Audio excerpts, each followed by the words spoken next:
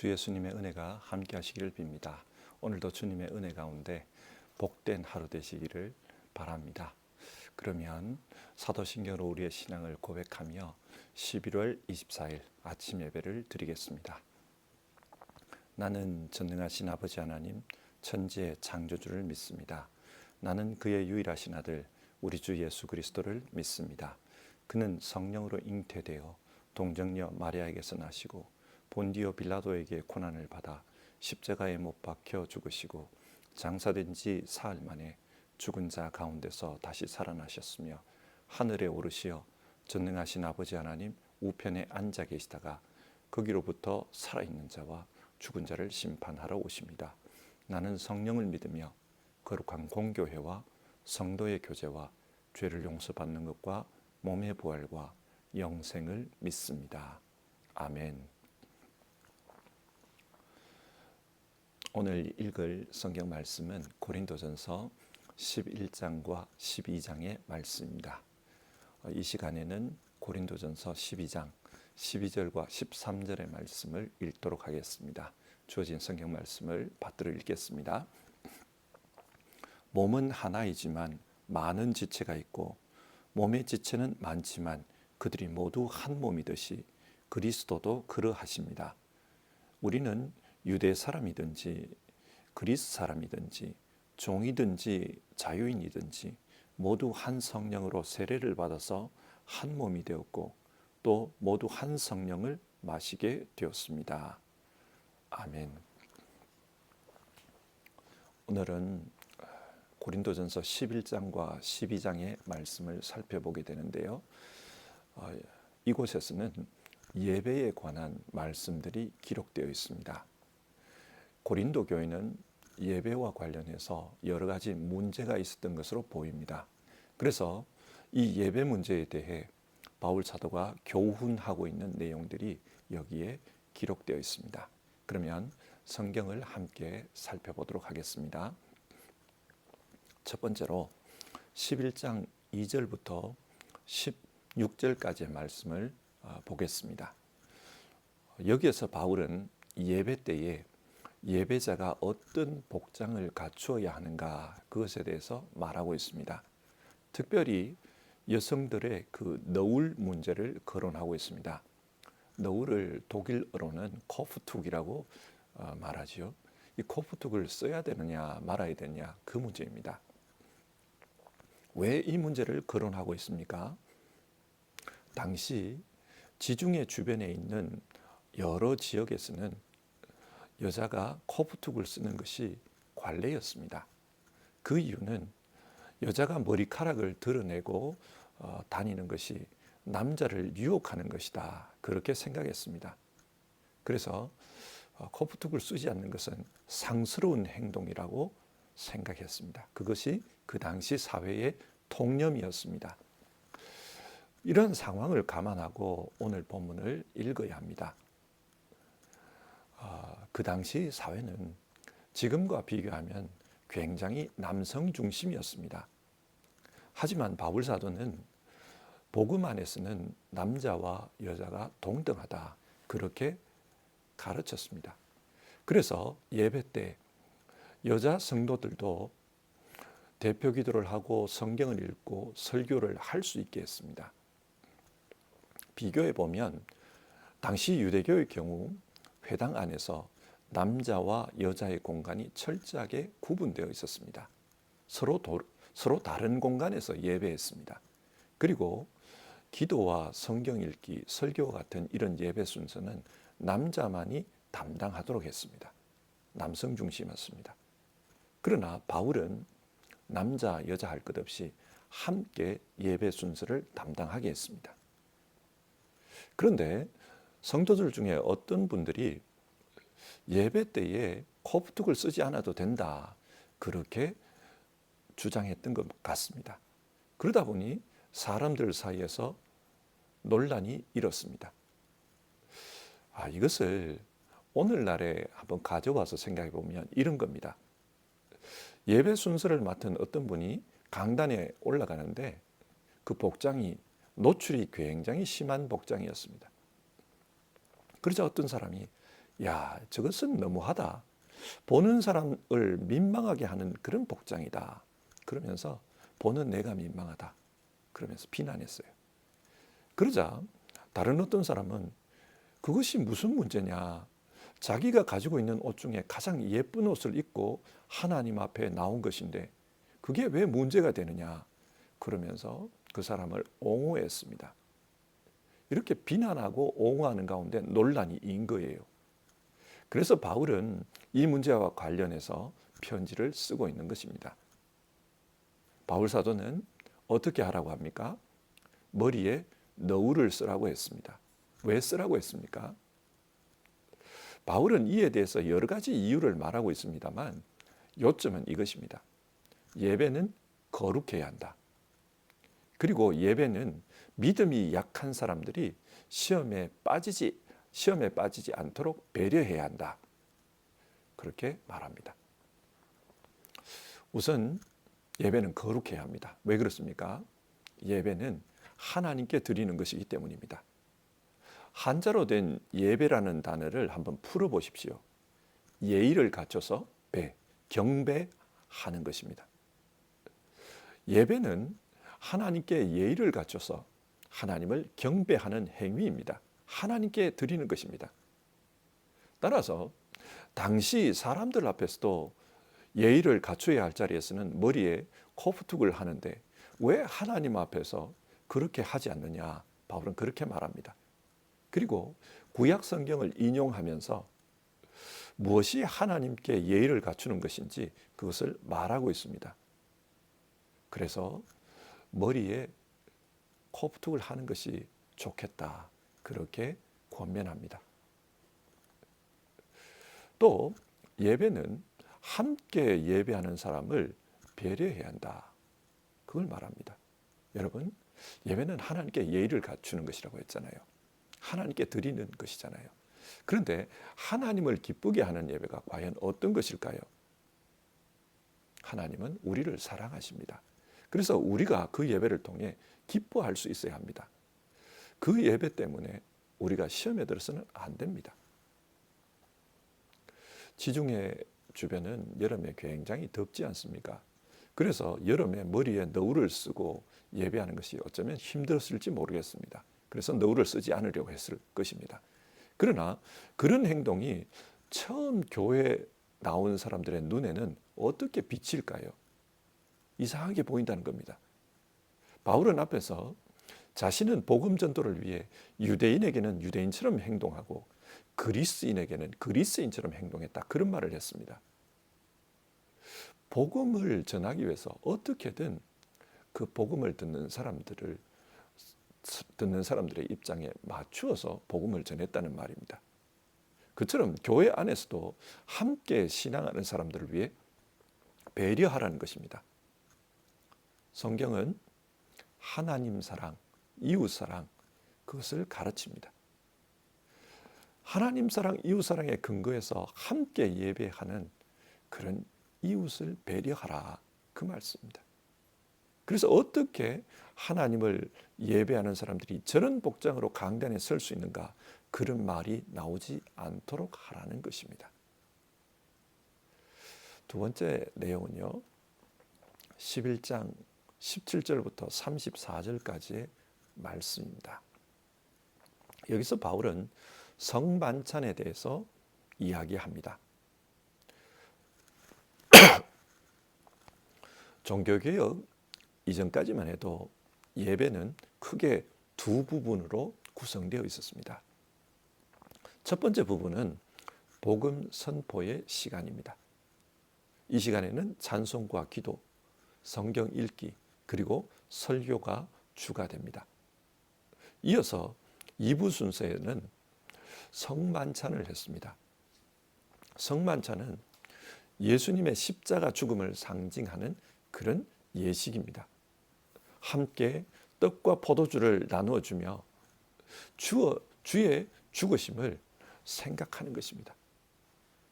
그런 가운데 주님께서 자기 몸이 찢겨지고 피를 흘리기까지 나를 사랑하셨구나. 그 사랑이 나를 구원했구나. 주님께 감사하는 시간입니다. 뿐만 아니라 함께 있는 성도들 역시 주님의 살과 피를 나눈 형제 자매라는 것을 생각하는 겁니다. 이 성만찬을 통해 참된 성도의 교제가 이루어지도록 했습니다. 그러니까 성만찬은 성자 예수님께서 이토록 나를 사랑하시구나, 그 하나님의 사랑을 생각하는 시간입니다. 동시에 함께 예배하는 이 형제 자매도 하나님께서 사랑하시구나, 그 이웃의 가치, 이웃 사랑을 확인하는 시간입니다. 성만찬을 통해 하나님 사랑, 이웃 사랑, 이것이 실현되는 겁니다. 그런데 당시 고린도 교회는 이 성만찬 예식이 왜곡되어 있었습니다. 어떻게 왜곡되어 있었습니까? 고린도 교회 안에는 가난한 사람들과 부자들이 함께 존재했습니다. 그러다 보니 같은 성도지만 성도들 간에 빈부의 차가 있었던 겁니다. 이 당시 성만찬을 할 때에는 자신들의 음식을 싸와서 함께 나누며 행했던 것 같습니다. 그러다 보니 부자 성도들은 많은 음식을 싸와서 배부르게 먹었다고 합니다. 하지만 일과를 마치고 예배에 참석한 노예 출신의 성도들이나 혹은 가난한 성도들은 먹을 것이 없어 굶주렸다고 합니다. 이런 일이 벌어지니까 교회 안에 갈등이 생겼습니다. 빈부차로 말미암은 교인들 간의 균열이었습니다. 바울은 이런 현상에 대해서 심하게 꾸짖습니다. 22절을 보면 하나님의 교회를 멸시하고 가난한 사람들을 부끄럽게 하는 행동이다, 그러면서 심하게 꾸짖습니다. 여러분, 고린도 교회가 무엇이 문제였습니까? 교회는 하나님 사랑, 이웃 사랑, 이 사랑이 실현되는 곳입니다. 그런데 거룩한 성만찬 예식을 가난한 이웃을 부끄럽게 하는 그런 시간으로 만들어 버렸습니다. 그리고 교회가 이로 말미암아 분열되고 갈등하게 되었습니다. 그래서 바울 사도는 23절부터 26절에서 성만찬이 무엇이냐, 그 성만찬의 의미를 다시 한번 설명합니다. 성만찬은 주님의 죽으심의 의미를 깨닫게 하는 예식이라고 합니다. 그런데 그런 성만찬에 합당하지 않은 행동을 하는 것은 결국 주님께 죄를 짓는 것이다, 그렇게 말해요. 27절과 28절 보겠습니다. 누구든지 합당하지 않게 주님의 빵을 먹거나 주님의 잔을 마시는 사람은 주님의 몸과 피를 범하는 죄를 짓는 것입니다. 그러니 각 사람은 자기를 살펴야 합니다. 성만찬을 통해 내가 싸운 음식을 내가 마음껏 먹는다, 자기는 할 말이 있겠죠. 그러나 그렇게 함으로써 가난한 형제를 부끄럽게 하는 것은 주님께 죄 짓는 것이다, 바울은 그렇게 말합니다. 여기서 우리는 중요한 교훈을 얻게 됩니다. 예배는 우리의 주님이신 하나님을 높여드리는 행위입니다. 그런데 하나님을 높여드리면서 동시에 하나님의 자녀인 우리 옆에 있는 형제 자매를 배려하고 그들을 사랑해야 한다는 것입니다. 그래서 이 예배를 통해 하나님 사랑, 이웃 사랑이 실현되도록 해야 합니다. 예배하는 가운데 하나님만 높여드리고 이웃 사랑의 정신이 배제되어 버리면 교회의 하나됨은 깨어집니다. 하나님은 이것을 기뻐하지 않습니다. 그러므로 주님께서 말씀하신 이 하나님 사랑, 이웃 사랑의 정신이 예배 가운데 실현될 수 있도록 그렇게 예배해야 한다, 본문은 그것을 말합니다. 세 번째 문제로 한번 넘어가 보겠습니다. 12장의 말씀인데요, 바울은 여기서 성령의 은사와 교회에 대한 이야기를 하고 있습니다. 왜 성령의 은사에 대한 이야기를 할까요? 고린도 교회는 성령의 은사를 받은 이들이 참 많았던 것 같아요. 그런데 그들이 성령의 은사에 대한 성숙되지 못한 이해로 말미암아 함께 드리는 예배가 아주 혼잡하게 되었습니다. 예를 들어 예언의 은사를 받은 사람이 지금 누군가가 한참 설교를 하고 있는데 주님의 예언이 내려왔다 그러면서 큰 소리로 떠들어 버립니다. 그러면 그 설교 시간이 어떻게 되겠습니까? 웅성웅성 어수선하게 될 겁니다. 또 방언의 은사를 받은 사람이 기도 시간에 큰 소리로 방언을 합니다. 다들 조용히 기도하는데 남들이 못 알아듣는 방언이라고 큰 소리로 떠들면서 기도를 했다.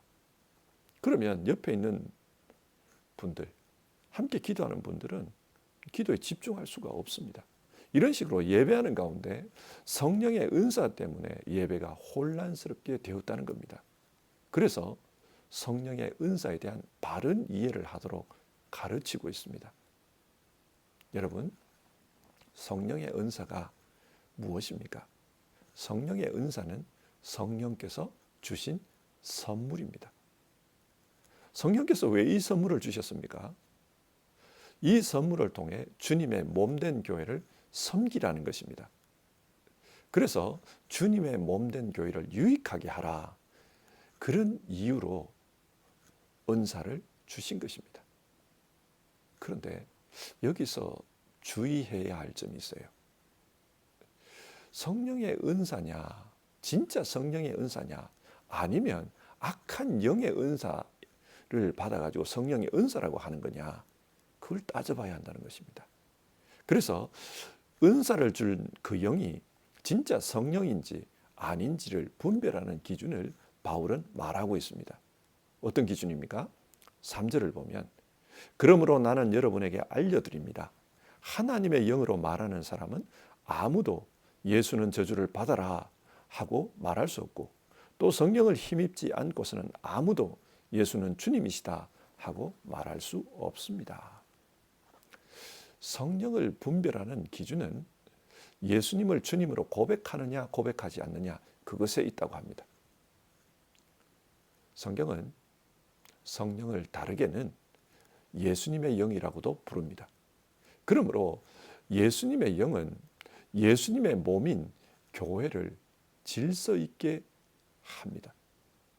머리가 몸의 행동을 컨트롤하듯이 성령은 교회를 컨트롤합니다. 그래서 그 교회가 질서 있게 유익하게 되도록 하십니다. 따라서 교회를 무질서하게 만드는 그런 은사는 성령의 은사가 아닙니다. 예수님은 이런 은사를 통해 자신의 몸을 경영해 가십니다. 어떤 사람에게는 설교하는 은사를 주시고 어떤 사람에게는 교회를 다스리는 은사를 주시고 또 어떤 사람에게는 사랑의 은사를 주셨습니다. 그리고 섬기는 은사를 주셨습니다. 또 어떤 사람에게는 병을 치유하는 은사, 기도하는 은사를 주셨습니다. 그래서 방언을 통해 기도하게도 하셨습니다. 바울은 이런 은사를 통해 주님의 몸인 교회가 유기적으로 움직여서 주님의 뜻을 이루어간다. 그렇게 설명합니다. 그리고 이것을 설명하기 위해서 교회를 하나의 몸으로 비유합니다. 12절인데요. 몸은 하나이지만 많은 지체가 있고 몸의 지체는 많지만 그들이 모두 한 몸이듯이 그리스도도 그러하십니다. 중요한 것은 다양한 은사를 받은 사람들이 자기 은사가 최고라고 생각하고 교회의 질서를 어지럽혀서는 안 된다는 것입니다. 당시 고린도 교회가 그렇게 하고 있었어요. 한 몸의 여러 지체가 유기적으로 움직여서 몸 자체가 건강하게 살아가듯이 여러 은사를 받은 성도들이 성령 안에서 유기적으로 움직여서 주님의 몸인 교회를 건강하게 해야 한다는 것입니다. 서로 자기 은사가 더 중요하다.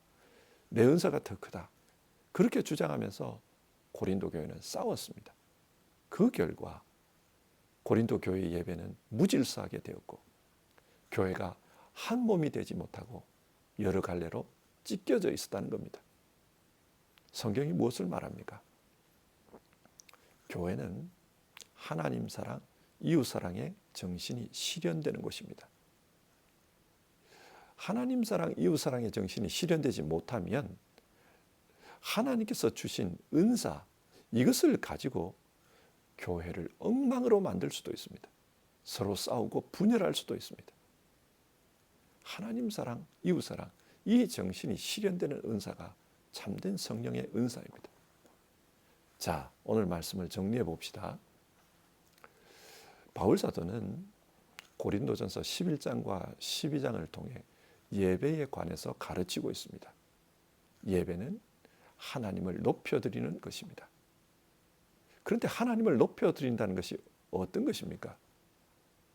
우리가 함께 예배하는 사람들과 협력해서 예배하지 않습니까? 그러므로 그 협력해서 예배하는 그 사람들을 이웃사랑의 정신으로 사랑하는 것입니다. 우리의 예배를 한번 보십시오. 어떤 사람은 그 예배를 하나님께 높여드리기 위해서 찬송을 합니다. 또 어떤 사람은 기도로 하나님을 높여드립니다. 또 어떤 사람은 설교를 통해 하나님의 뜻을 전달하고, 또 어떤 사람은 통역을 통해 그 설교를 이웃들에게 전달합니다. 그리고 어떤 이는 미디어의 일을 합니다. 그리고 이 모든 일이 순조롭게 되도록 봉사하는 예배팀이 있습니다. 이처럼 여러 지체가 협력해서 예배하기 때문에 예배하는 이들이 서로서로에 대해서 배려하는 것이 중요합니다. 함께 예배하는 성도들에 대한 배려, 이웃 사랑의 정신이 요구됩니다. 하나님 사랑을 표현하기 위해 예배하는 것은 이웃 사랑의 행동과 분리되지 않습니다. 그래서 예배하는 가운데 하나님 사랑, 이웃 사랑, 이 정신이 실현되도록 해야 합니다. 고린도 교회는 예배하는 가운데 이웃 사랑을 실천하지 못했습니다. 그래서 머리에 너울 쓰는 문제로, 성만찬의 문제로, 성령의 은사 문제로 서로 싸웠다고 합니다. 예배는 순서를 잘 이렇게 진행하는 것도 중요하지만 하나님 사랑, 이웃 사랑의 정신이 온전하게 실현되는 것, 그것이 더 중요하다. 우리가 이것을 기억해야 합니다. 예배를 통해 위로는 하나님께 영광을 올려드리고, 옆에 있는, 옆으로는 함께 예배하는 자들을 돌아보는 것이 중요하다. 그래서 하나님 사랑, 이웃 사랑, 이것이 실현되어 사랑이 넘치는 그런 예배를 드려야 한다. 우리가 그것을 꼭 생각했으면 좋겠습니다. 오늘 말씀을 통해 하나님 앞에 아름다운 예배를 드리는 우리 모두 되기를 바랍니다. 그러기 위해서는 그 예배가 하나님 사랑, 이웃 사랑이 넘치는 예배가 되어야 합니다.